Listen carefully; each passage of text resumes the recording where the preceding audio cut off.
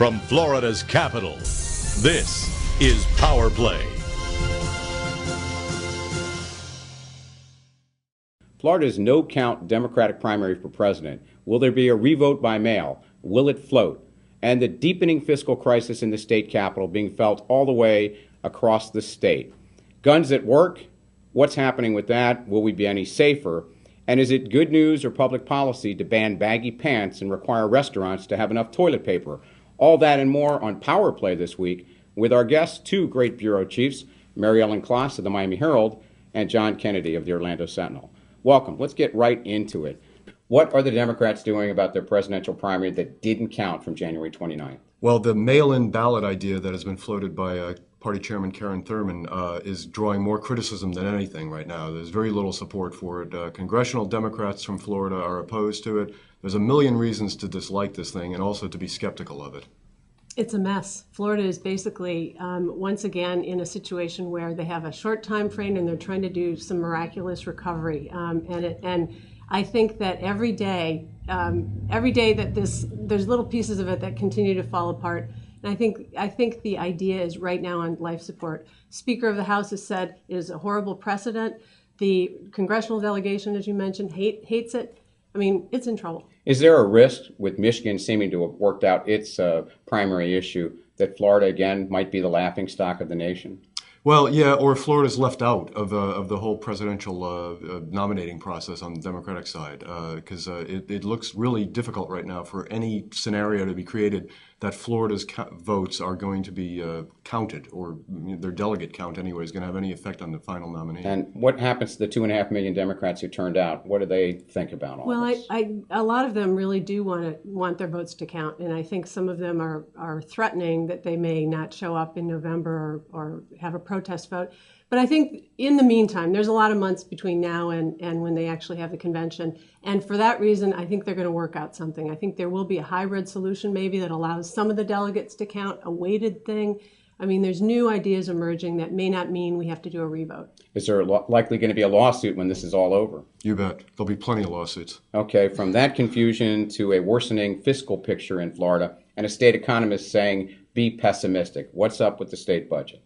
Well, Florida was at the front end of this economic downturn with the housing collapse of a year and a half ago. Now, when you layer a national recession on top of it, Florida's economic picture is just really bleak. This is really probably the worst economic downturn that the state has faced in its history, at least that we can record. And for that reason, it's fascinating to watch how this legislature is approaching it, because they are kind of spinning. They don't know what to do. They realize it's going to be a year where it's not fun to be a legislator, where they're going to have to compromise on their principles, their political, ideological principles, and that's just bad news. So they're looking for anything to do. Quickly, are we seeing statesmanship or gamesmanship on the fiscal crisis? Maybe it's closer to gamesmanship, because what you're seeing is really the entrenched political positions of the leaders right now coming to the fore.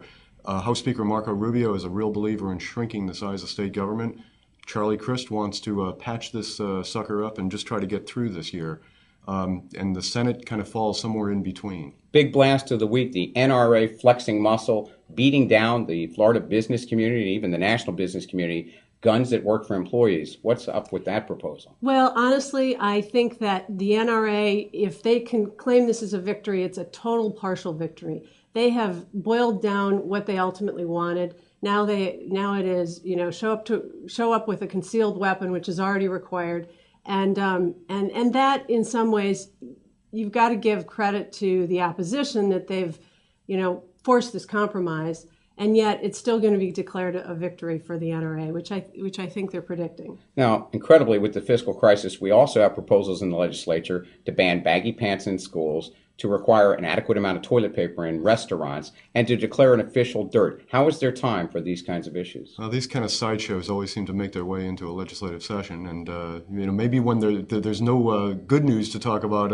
economically, they find these other things to kick around. And we love writing about them because, hey, people want to read that. They don't want to read their budgets cut. So. All right, that's some comic relief. Let's talk about the upcoming Capitol Press Kits benefiting the Barbara Frye Scholarship Fund. Tickets still available. Can you tease us about any disclosures that will be made? Well, hey, if you want to see the governor be funny, We've got somebody who impersonates the governor better than anybody. We've got somebody who makes Bill McCullum look like a comic. You got to come. You got to come and see him. It's a night of 1,000 stars. The night of the 17th at the Moon. Thank you, Mary Ellen Kloss, John Kennedy. Go to Safety Review for all the latest political news. We'll see you next time on Power Play.